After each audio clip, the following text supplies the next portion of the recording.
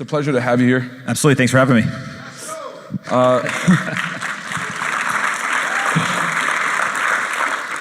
For the two people that are sitting in the back that may not know who you are, you want to give a brief introduction? I think it's probably more than that. I am an entrepreneur and investor. I run my family office now. About half of what we do is investing.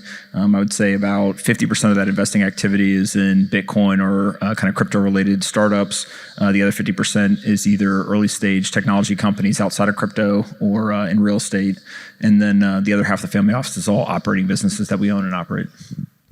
So which one of these takes the majority of your focus now? Is it the investing, the analysis, the media? What's the majority of the time spent on? Just depends on the day.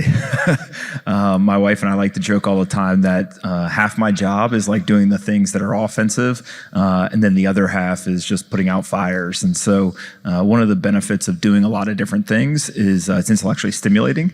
One of the downsides of doing a lot of different things is when shit's on fire, it tends to everything be on fire. And so you got a lot of work to do. For sure. I've seen you be consistent for so many years in the space. And so I really want to get your take on like this timeline where if you can give us a comparison of crypto 2016, 2017 to crypto today, what are some of the biggest differences that you're seeing? Yeah, so I first heard about Bitcoin in 2014 when I was working at Facebook. We just hired David Marcus from PayPal, and he was talking about Bitcoin and integrating it into Messenger and all this stuff. And I was just like, what is this? Did nothing with it, and so I don't really have that much context other than people inside of Silicon Valley were talking about it, but it wasn't necessarily mainstream or widely accepted. In 2016, 2017, there was this massive bull market. Bitcoin went from about $1,000 at the start of 2017 to $20,000 at the peak. And it was the first time that really it kind of broke through in the mainstream media. The media had previously written about it, but I think they were starting to be like, hey, wait a second, all these idiots on the internet actually are making money. Like what's going on here, right? And what was interesting about it was there was really kind of the first time where it was Bitcoin and something else. And that was all the ICOs. And the ICOs got so crazy that at one point, somebody sent me a link and they're like, hey, there's a new project. They're raising some money. If you're in, just put on this spreadsheet your name, the wallet address, and how much ETH you're sending. Like, I'm out, right? Like, if that's how we're tracking stuff, like, I'm out. And I was pretty, I think anti the ICO movement, less because I didn't think that people weren't going to make money, but more so it was just very clear to me the regulators were going to step in. And that was unpopular at the time. I think now that's kind of a more widely held belief. The biggest difference, though, I see between then and now is anyone in here think that all of crypto is going to zero? Probably not, right? We may debate what asset's going to be successful, how big will it be, what type of people are going to adopt it. Is it a financial, kind of speculation tool, or is it a technology that people will actually use in products? All that stuff's up for debate. But in 2016, 2017, like there was a real point when Bitcoin dropped from 20,000 to 3,000. A lot of people were like, this could go to zero. At the end of 2018 in December, myself and two of my partners, we issued a kind of public bet. And we said, we'll pick Bitcoin.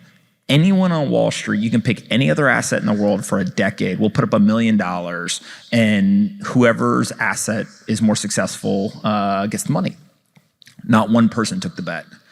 And what that said to me was, wait a minute, they may publicly be not talking about this, they may be pretending like they're not paying attention, but they realize that it's an asymmetric asset. And so whenever you have this asymmetry in a financial instrument, what ends up happening is you can't count it out. And that's what we saw ultimately. So it came flying back from 3,000 to the $69,000.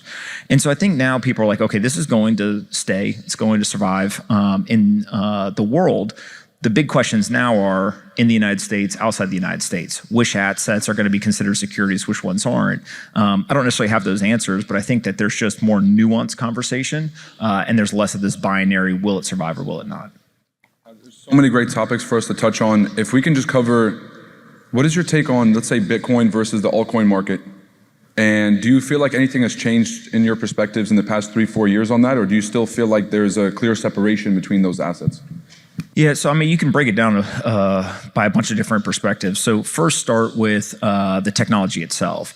I believe that Bitcoin is the only truly decentralized technology. Now, everyone in this industry is very focused on the word decentralized. It's almost become like this marketing term, right? But you have to remember, decentralization has trade-offs. It's not good or bad. If Amazon was decentralized, that would be horrible for their business, right? Amazon's all about efficiency and being able to quickly deliver something. It still amazes me I can press a button on my phone so they can show up, literally hours later. And so Bitcoin being decentralized is because it's specifically optimizing for security, censorship resistance, et cetera. There's many other technologies that people are building where they're basically trying to use the idea of decentralization, but still capitalize on efficiency, speed, low cost, et cetera. Now, Bitcoin believes that you can do that on other layers, so layer 2, layer 3. Some of these other technologies came out and they said they were going to do it on the layer 1. So I think that that's probably one of the biggest differences is that Bitcoin is actually decentralized. The creator is unknown. I saw somebody joking on Twitter yesterday. They're like, the SEC is going to send a cease and desist to the creator of Bitcoin, but they can't find them. Again, haha, right? Got it. But like it's highlighting this point of it is definitely different, right? The second is on the regulatory front. It appears that the SEC, CFTC here in the United States, but also regulatory bodies around the world have all said Bitcoin is not a security. Everything else is.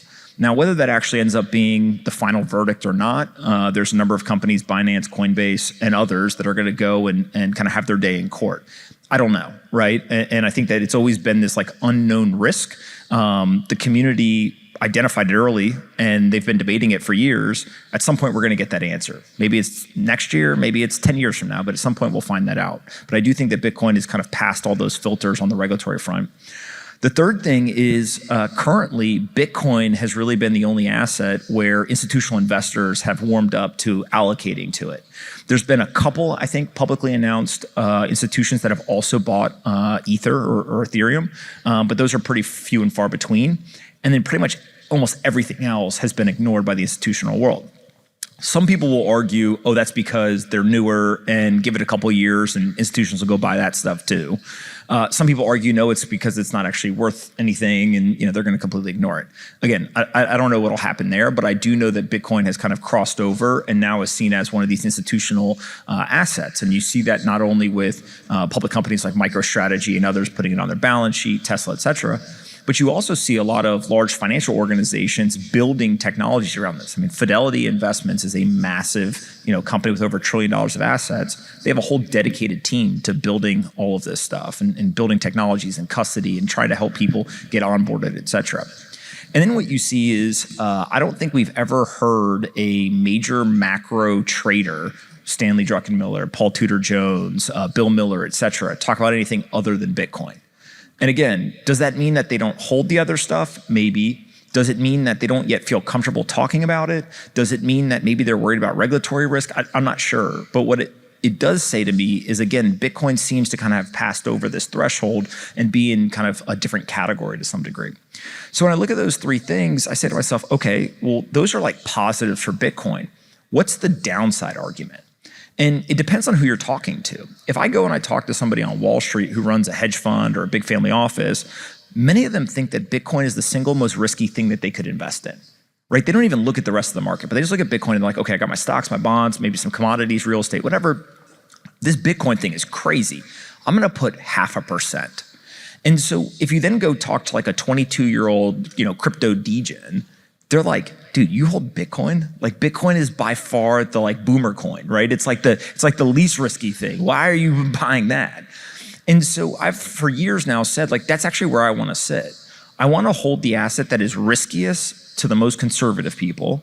And I want to hold the asset that is safest to the riskiest people. So it kind of sits right there in the middle.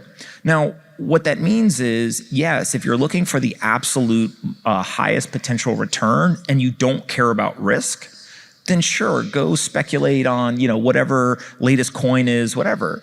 I just think that that's no different than going and buying penny stocks or, doing anything else in financial markets. If you're instead looking at it from a risk-adjusted standpoint, I think that Bitcoin probably provides one of the best opportunities across all financial markets. And so when you look at Bitcoin's performance compared to stocks or other assets, it's down right now from the all-time high. And there's a lot of people on Wall Street who will point and say, see, you idiots, I told you. If we go back to the start of the pandemic, though, Bitcoin is up over 300%. And so this argument that Bitcoin was going to serve as this inflation hedge, right? Plenty of people in the kind of Bitcoin and crypto world said it, but Paul Tudor Jones, Stanley Druckenmiller, et cetera, said it as well. It seems to have worked. And so when you see that, you're like, okay, well, the next time that we start to see inflation rising, is the playbook learned, right? And if that's the case, instead of there being tens of billions of dollars allocated as there was in 2020, 2021, and into 2022, next time is it hundreds of billions of dollars. Again, maybe it's just we're all biased and we kind of look at it through that lens. But I do tend to think that what we have seen is Bitcoin in any moments of cracks in the legacy financial system seems to serve as a flight to safety. And so whether it's a banking crisis, inflation, debt default, et cetera, it becomes pretty interesting when you're like, hey man, there's not a lot of those people holding that asset yet, but if they start to, things change. So in terms of Bitcoin being a safe haven, when everyone's trying to kind of flow out of other currencies, do you see it as a potential threat to the US dollar? Before I ask this next question. I don't think so, at least in the short to medium term. If you think about it, how many people here have 100% of their net worth in Bitcoin? Nobody, right? Nobody does, right? Okay, how many of you here spend more than 50% of the currency that you spend is in Bitcoin to buy things? Nobody, right? And so it's no different than gold or real estate or even stock portfolios in that sense. People are looking at this as an allocation from an investment standpoint, and they're holding it. Every single investment asset is a speculative tool. And so maybe what we can talk about a little bit is like most of the things that you've been taught about investing are wrong, right? And when I say that, it really, really upsets kind of the legacy world, but it's true. So first of all, they're like, oh, that's just for speculation. Warren Buffett speculates with hundreds of billions of dollars a year.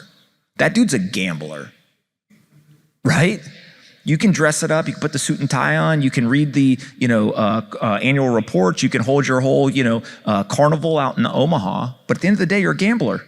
That's what investing is. You're taking risk. And so if you look at that, Bitcoin is no different than any of these other assets.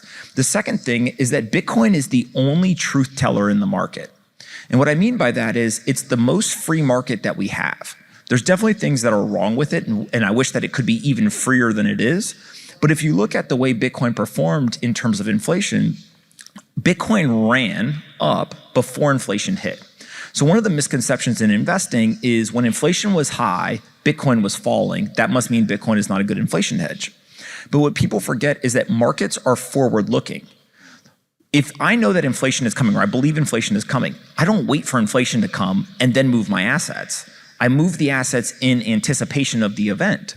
And so in 2020, when everyone said high inflation is coming, they're printing trillions of dollars, they've dropped the interest rate, people moved assets. Bitcoin went from $10,000 to $60,000.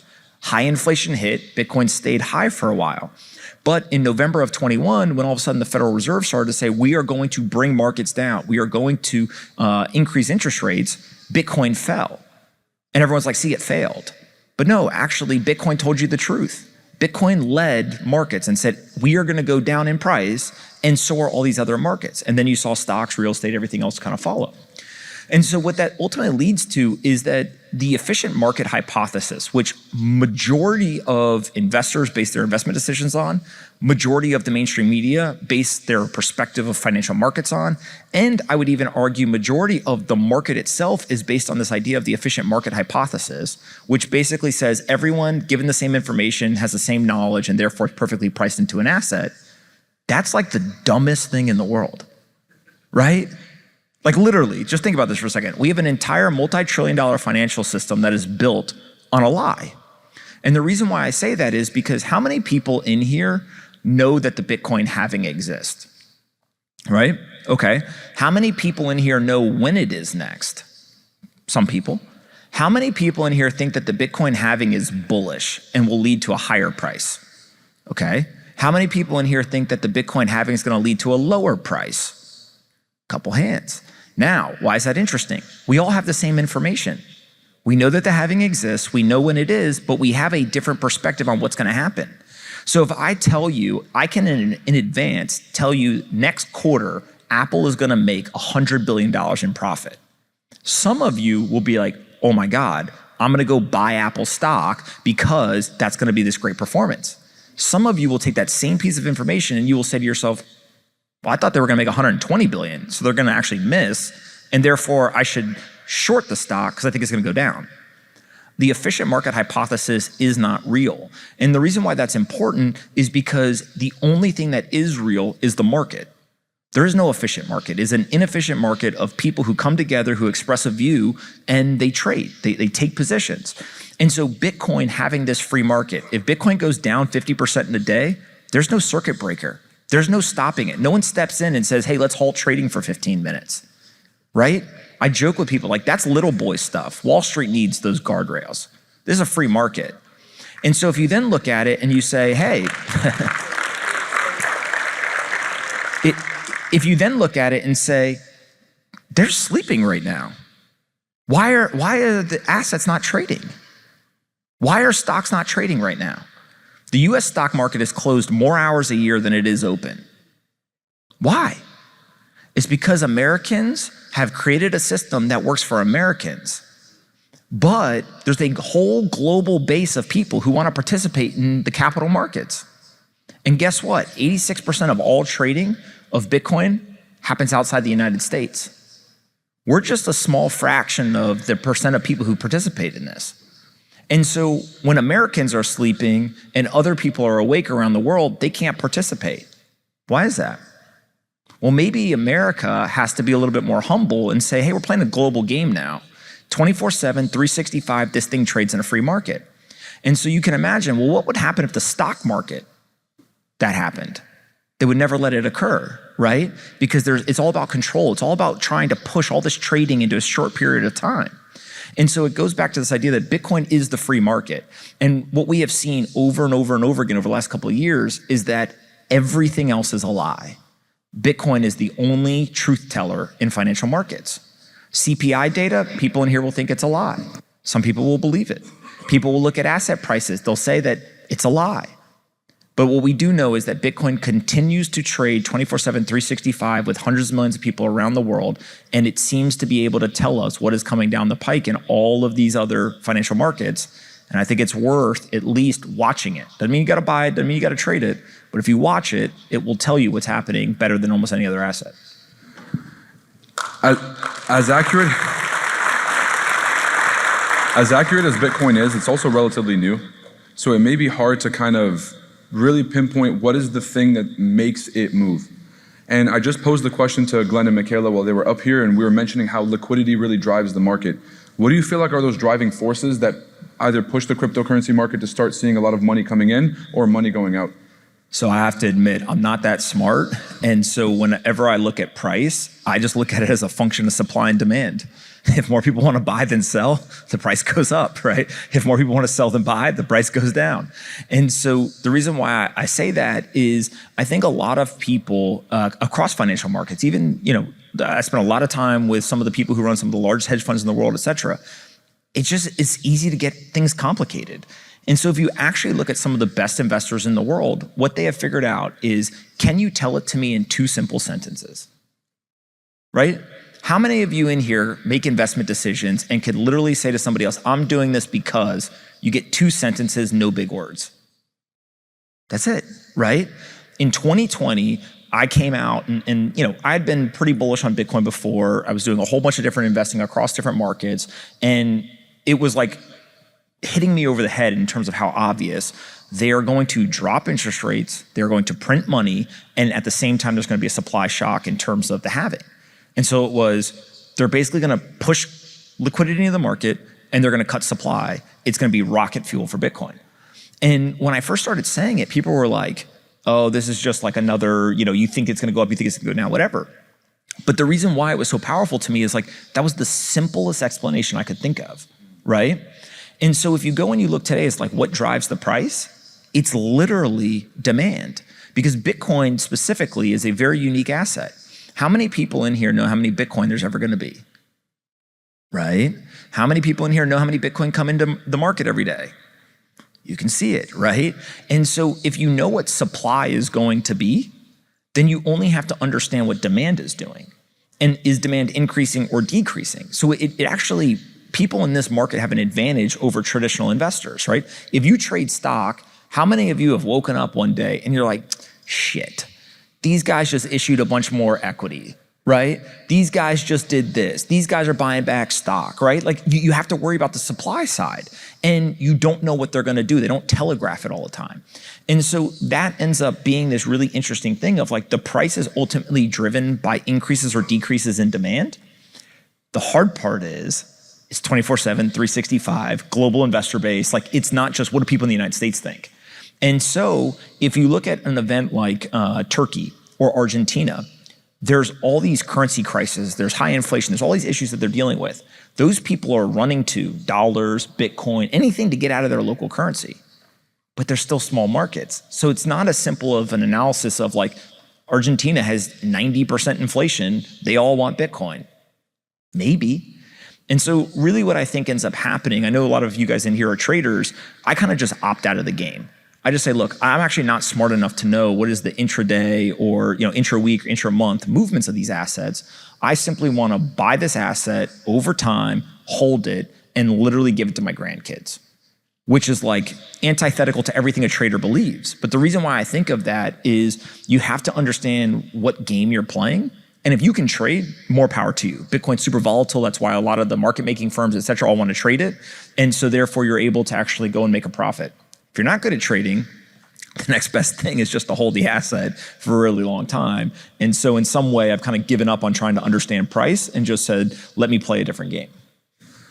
Now, what gives you the confidence to know, or what gives you the confidence to assume that Bitcoin will survive the test of time? Kind of looking at the regulatory environment, looking at how many attacks there are in the crypto space. And I genuinely feel like the attacks on some of the centralized institutions now are because they can't go after Bitcoin.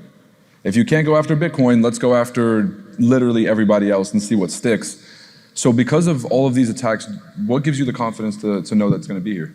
So there's, I think, two different components of this, right? The first is Bitcoin is software. It's no different than iOS running on your phone or any other software program that you use. If you understand what software is, it is words written in a database. Right? Boil it down to like its most fundamental thing. It's words written in a database that then is run by all these computers around the world. One big difference is that Apple or Amazon or Facebook doesn't control that database. It's instead this decentralized network. So Bitcoin will survive if literally aliens come tomorrow and kill everyone except for one person and they have Bitcoin running on their computer, Bitcoin survives, right? So from a technical standpoint, now, if there's only one person left in the world, Bitcoin's probably not that valuable, right? And so then there's the question about like, what about the resilience of price or the value of the asset? I do believe that Bitcoin derives a lot of value from being the strongest computer network in the world. Many of you probably heard me say this before. One of the critiques of Bitcoin specifically is this idea that Bitcoin's not backed by anything, right? Put aside the ridiculous arguments of like, well, neither is the dollar, but ask yourself, what is the single most valuable commodity in the world today? It's not oil. It's not, corn. It's not wheat. It's not any of that stuff. It's computing power.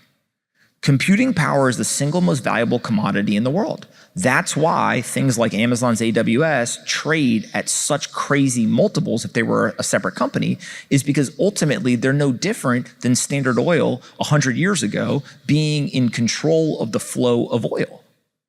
Amazon controls the flow of computing power. Google controls the flow of computing power. It's the single most valuable commodity in the world. So Bitcoin's actually backed by the strongest computer network in the world, which means that it is backed by the most valuable commodity in the world. And so if you look at that, you say it's worth something, but the market has to decide what that value is. Now, what we do know is that right now, let's say that there's 150 million people who have raised their hand and said, hey, I'm going to participate in this market. There's 8 billion people, right? And so what ends up happening is that more and more people continue to come into the market. They continue to learn about the asset. As they do that, price will continue to grind slowly up as a simple function of supply and demand.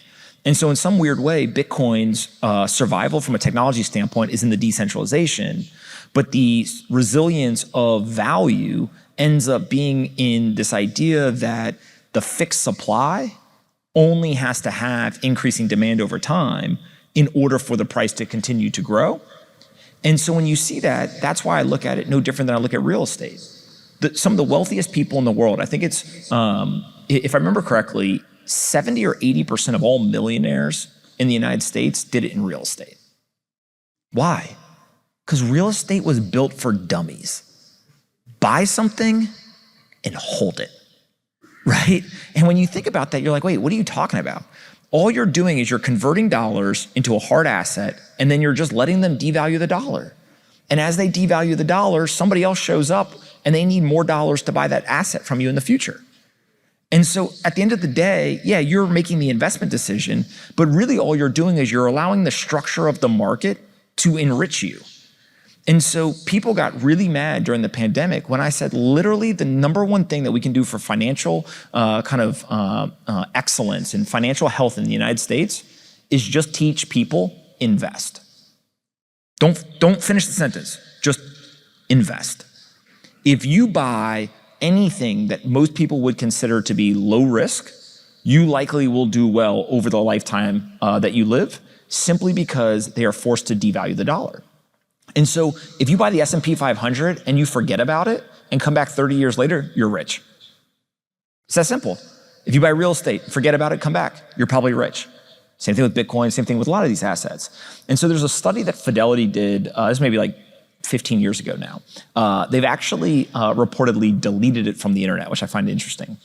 They studied all of the accounts and they were looking for what are the correlations between the best performing accounts. And you know what the answer was? People who forgot their passwords or died. Right? Which is like insane, right? But like, think about it. If you just bought a basket of stocks and left it for 20 years and came back, probably gonna be higher, right? And that's what the whole idea of the indexes, et cetera, are. And so if you think about this from the sense of Bitcoin, I do tend to think that allowing the US dollar to just continue to be devalued, like they're telling you that is their system. And so maybe it's just, I'm not smart enough to do it, but if you can just do that one thing, you're gonna be okay. You guys heard it. You guys heard it. Less is more. Now, if we're gonna talk about, you did mention some of the global issues like Argentina and like Turkey. Over the years that you've been studying Bitcoin, have you seen Bitcoin as a viable solution to some of those currency devaluations or maybe what's happening in Venezuela? Or has it just not gotten the adoption that people thought it would and just fell flat on its face? How many people in here were born in another country or live in another country right now? Right? Anybody? Okay. If you go and you talk to the people in those countries and you ask them, the currency fails, what do you want? Majority of people will say US dollars. In the US, we're like, oh, this dog shit currency, right? Because we're all idiot. Like the American experience is so insane to anyone outside the United States, right? But we're like, oh, this stupid currency. But if you think of somebody in Argentina, they're like, are you guys kidding me? You have the dollar. And so I do think that most people in those countries, that's what they want. They want dollars, right? They want safety. They want the full faith and credit of the United States government. Now, what ends up happening is in some countries, like take a Venezuela, and you talk to people on the ground there, they're like, look, it's dangerous to try to get dollars, right? If I go and I put the dollars in the bank account, how do I know tomorrow it doesn't get confiscated? If I go and I try to get it in the black market, sometimes I have to do things that are dangerous in terms of literally physically getting the dollars. And so then if I get the dollars, I gotta hold the dollars. Well, what if somebody comes to my house and takes the dollars from me? And so in those situations, then maybe people say, you know what, actually Bitcoin may be a better thing. And so back in, I think it was 2019, I went on national television. I said the single greatest thing that the United States could do to continue to proliferate the United States dollar around the world is to digitize it. Because guess what happens? If I'm sitting in Venezuela and it's dangerous to get dollars or any other fiat currency in physical form, I go on the internet and I actually don't want Bitcoin at first. I want dollars. And if there's a digital dollar there and I can just click some buttons and get dollar exposure and I don't have to worry about it sitting at a local bank, I'm probably gonna do that. But my big concern at the time was China was creating a digital currency. And so what happens if I go on the internet and there's no digital dollar, but there's a digital yuan or a digital yen or a digital euro or some other currency? Well, fuck it, that sounds better than, get my money taken from me. So I'll just buy that. And so what I think is happening now is the United States actually has a national security issue on hand, in that if we want to continue to get dollars into people's hands in the digital world, we have to create digital dollars. There's obviously stable coins, and some people are getting those, but the United States government is going to have to do that. Now, where does Bitcoin come into this? There's a lot of people who just say, you know what, screw it. Just like here in the United States, I actually think that the dollar is going to be devalued or whatever, so I'm just going to buy Bitcoin instead. And so what you see in these countries is that there is a drastic uptick. The reason why the number 86% of all Bitcoin is traded outside the United States is interesting to me. I worked at Facebook in 2014, 2015. When I left in 2015, guess how many users on Facebook's platform was outside the United States? About 86%. And so I don't yet know, and I'm trying to understand, is that because the way these networks grow after about 10 years, Facebook was started in 2004, right? We're 14 years into Bitcoin or so. Is that kind of the percentage breakdown? Is about 14, 15% is in the US, 85% or so is outside the US? Or is it just something that happens to overlay and look nice, right? I'm not sure yet. But what I do know is that if 85 or so percent is outside the United States, those people may be buying it because they think they're gambling. They may be buying it because their currency is failing. They may be buying it because they think that their government's going to confiscate their assets, or they simply may be buying it because their friend told them to. But it doesn't matter. If they continue to have demand, a fixed supply asset, it'll continue to grind up over time. Wow. God, this is so many gems, so many gems. I think the biggest takeaway is this idea, because in traditional assets, you have to think about both sides of the coin. How much supply is there? How much exists out there, gold or diamonds or whatever it is, and the demand side, which is how many people want it. Would you say this is the only asset that really only has that one side dynamic? Not that they can't make more real estate, but they you go to Dubai, for example, and they really do create more real estate. Or Elon suggests that we can find gold on an asteroid somewhere. When it comes to Bitcoin, is it truly the only scarce asset? I think that it is the only provably scarce asset at the moment. Now, sure, maybe somebody figures out a way to find all of the gold deposits in the earth, and they can prove that there'll never be more gold or whatever. But I do think it's the only provably scarce asset. The reason why scarcity is so interesting is because it is scarce in that there's 21 million Bitcoin. But if you then look at how many Satoshis, right, there's 100 million Satoshis or sats in every Bitcoin, et cetera, it's an accessible yet scarce asset, which means that you can go and you can buy something with $1, right? I always laugh. People are like, yeah, if you buy high-rise towers in Manhattan, they're not making more of those. Okay, who here's doing that, right? Like, you need a lot of money. You need, it's not an accessible asset. And so I do think that there is this element of scarcity that plays out. But I also think that Bitcoin specifically, a lot of people don't put value on the brand. Bitcoin's probably one of the most valuable brands in the world, right? People know Apple everywhere. You can go anywhere in the world, people know Apple. Most countries, people know Amazon. Most countries, people know Google. Bitcoin is known globally, and they did it without a board of directors, without an executive team, without a marketing budget, et cetera. And the reason is because how many people in here own Bitcoin? You all are employees of Bitcoin. You're holding Bitcoin. You're contributing to the network by holding the asset. But guess what? Out of the people who just raised your hand, how many of you told your friend about Bitcoin? You're part of the marketing team. Right? And so it's this weird thing of I think when people first find Bitcoin, what's the joke? You don't need to ask people if they do CrossFit, they'll tell you, right? Same thing about Bitcoin is you don't need to ask people if they own Bitcoin, they'll tell you. But I've gone through this weird kind of progression where when I first heard about it, I was like, oh my God, I have to tell everyone. And now I'm just all right, there's enough people, there's enough whatever. But I do think that there's this element of when you really study this asset, the brand, the word of mouth, all these things. I always joke that you could take Warren Buffett's investing principle. I'm a huge Warren Buffett fan, minus his views on Bitcoin and crypto. But I'm a huge Warren Buffett fan in the sense of I think that he took timeless investing principles and he basically was the first finance influencer. right? Think of what Warren Buffett does. He does interviews rarely. He has a conference and he puts out blog posts once a year that everyone goes crazy over. He just calls them an annual report. But like Warren Buffett's a fucking influencer, right? Just for boomers. And if Warren Buffett was 25 today, he'd have a Twitter account, a TikTok, a podcast, a Substack, like all this shit, right? So if you think of it from that, he just popularized these ideas that he learned from someone else. But his entire investing philosophy basically is find great assets and hold them forever, and then find things that have great word of mouth, brand, all these things. Bitcoin fits every single thing that he talks about except for cash flow, right? He's very big on cash flow. The difference is he looks at it as the Bitcoin holder has no cash flow. True. But the Bitcoin network, if we were to centralize it and say, okay, now all of that mining revenue, all those transaction fees are going to get booked on one single P&L, Bitcoin's pretty fucking valuable, right? A lot of cash flow in there. And so what ends up happening is that you have to look for assets, or at least my view is that you have to look for assets that check the boxes of all these timeless investing principles. They are timeless for a reason. But if you can find new assets that fit the old kind of framework early, then you're able to benefit as more and more of the world understands them. No different than if you're the guy or girl who finds the stock that you think is going up and no one else knows about it, and then everyone on Wall Street figures it out later, the price goes up.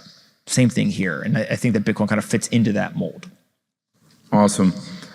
I heard you talk many years ago, I think it was CNBC with Andrew Ross Sorkin. You were I think at the time you were a Bitcoin maximalist, because I think that you were one of the largest proponents for Bitcoin. Is that fair to say? I think that you were one of the biggest faces of Bitcoin for many years.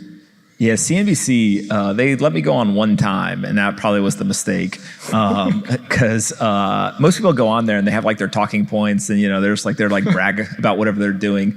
But with like Bitcoin, like I got nothing to do with Bitcoin. Like I matter zero to Bitcoin. Every single person in this room, you matter zero to Bitcoin in the grand scheme of things, right? But I kind of was just like, fuck it. So they were all, shitting on it, and Kevin O'Leary was screaming at me or whatever, and okay, right? And so I grew up with 4 brothers. Like, we just talk shit, so I just talk shit back. It was like a knee-jerk reaction. Like, you're talking shit, okay, I'll just fire back. And so in some way, it was like, maybe I was like the most believable shit poster from Twitter, that they were like, all right, like maybe he's not gonna say too crazy of things. But what I did learn through all of that was, anyone remember what Kevin O'Leary was saying at the time? He hated it. Hated it. There was a bunch of people now that are in crypto that hated it. He said it would never work? He said it would never work. He literally, dead serious, right before I went on, they were like, oh, by the way, Kevin O'Leary's gonna be on. I was like, oh, cool, like I've seen Shark Tank. And I hear him say, this is all crypto garbage. And I was like, oh, fuck, right? And so if you think about it, he changed his mind. The smartest, best people in the world changed their mind. Paul Tudor Jones, Stanley Druckenmiller, they all changed their mind on it, right? Kevin O'Leary did as well. Even some of the people on CNBC, Joe Kernan, right? He used to just be like, I don't know what this thing is. And then he started like talking about Bitcoin, and the Bitcoiners, if there's one thing Bitcoiners are good at doing, they'll gas up anyone who's into Bitcoin, right? They had memes, they had Joe with the laser eyes, like they were like, Joe, welcome, we've been waiting for you, right? Elon, same thing. Elon bought Bitcoin, Elon, everyone was welcome, we've been waiting for you. And so I think that is one of the big things, is like the mainstream media now is, they may still be critical of it. They may still be maybe cautiously optimistic, some of them, but they're talking about it.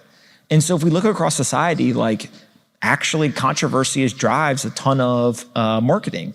And that's kind of what Bitcoin has on these mainstream media, is that they ultimately are debating it, which normalizes it. And so I was joking with somebody yesterday. How many people in here have a kid who is 13 years old or younger? All right. Your kid doesn't know a world without Bitcoin, right? I have a young daughter. She doesn't know shit about the world without mobile phones. Like, that kid navigates the phone better than me, right? And so when you think about it from that perspective, you're like, wait a second. Think about this timeline. Gold is 5,000 years old. I can't even comprehend 5,000 years. I couldn't name like 3 people that lived 5,000 years ago. It's just been here forever. There's no difference between 5,000 and literally dinosaurs, right? Like it's just like forever.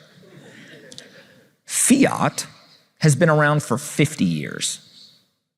1971 to now, right? 53 years, whatever it is. Bitcoin has been around for 14. In the grand scheme of things of human history, Fiat and Bitcoin are the same age, right? It's basically no difference. It's just that we happen to have been born, many of us, before that happened, or I'm sorry, after that happened. And so when you think of it from that perspective, over time, a bunch of people are gonna grow up and they're just gonna be like, yeah, duh, Bitcoin, right? Like it's not gonna be new to them. It's not gonna be different. It's not gonna be shiny. It's just gonna be a thing that's always been around. And the lie that humans have is like, you ever hear about something and you just think it's been around forever? Like elevators, right? People are just like, yeah, they had elevators, like definitely back in like Egyptian times for sure. Right? You're like, wait a minute, that shit's only 100 years old? Like my great-great-grandfather didn't have a fucking elevator? Like what? Right? Like, damn, that must have been a lot of stairs. So like you think about this stuff and you're just like, if it's around now, it must have been here forever, but that's not actually what occurs. And so I do think that the normalization will end up being kind of a tailwind over time, because people will just say, oh, my parents or my grandparents or whatever, they were into it, so of course I'm going to be as well. That would have been a perfect place to end, but I have to ask you one last question, which is, could you give us probably the craziest experience that you've been able to have being in the crypto world, like whether it's a room that you've got to be in, a place you've got to go speak? What is something that stood out to you just being involved in crypto? There's a lot I can't say that I really wish I could. Maybe a fun one. In New York in 2018, in August of 2018, I wrote a piece. Bitcoin had fallen from 20,000 to like 6,500, and it was kind of going sideways. And again, I'm not a trader. Price, I'm as stupid as they come. But I talked to a lot of people who I thought were smart, and they were like, hey, this thing's gonna keep falling. It's probably gonna fall to $3,000. And I was like, well, you guys are all smart. You're all saying the same thing. Like, I guess that's what's gonna happen. And so I wrote a piece publicly, and I was like, Bitcoin probably goes to 3,000 before 10,000. But like they said it, not me. So if it doesn't happen, like not my fault, right? And so that's what happened. And when it dropped, I got a LinkedIn like connection request from a guy who worked at a sovereign wealth fund. And I was like, scammer, right? For sure. Like, no way this is real. But I looked, I Googled his name. There was a person by that name, whatever. I talked to one of my partners. He was like, well, if that guy really works there, we should definitely meet with him. So I like messaged back, but kind of like cryptically, like, hey. Like, put the bait, see what he does. Long story short is he comes to New York and we meet with him. And we had a whole team. We put together like a 25-page, white paper explaining what Bitcoin was, the price, all this stuff, what it could do in a portfolio, all this stuff, all like the smart people shit, whatever. And we got in the meeting, and towards the end, he asked me, okay, so what do you want from me? And I just stone-faced him and hit him with $1.2 billion so I can go buy 1% of the Bitcoin network and your country will be rich forever. And he looked back at me and he was like, that's interesting. I can't share what country it is, but it's one that people would expect. There's only so many of them that have enough that could put $1 billion in and not really care. And what was funny though, was this was a younger guy. He was focused on like super innovative, asymmetric type opportunities. Like this fit what he was looking for. He went back and this specific place has a couple of different tiers to their investment committee. And he went to the first meeting. He got like 3 minutes into the pitch, supposedly, and they were just like, dude, get out of here. So he had to call me back and be like, I think it's a great idea, but like, yeah, that's gonna be a no-go for us. And so every once in a while, I send him updates on the price. And so when it kind of hit the 10x mark, I was like, hey man. Then it hit the 20x mark, I was like, hey man. And I'm waiting now, it's back down. He's gonna be like, hey man. Ladies and gentlemen, please give a round of applause to Anthony Pompliano. Thank you so much. That was absolutely awesome. Thank you.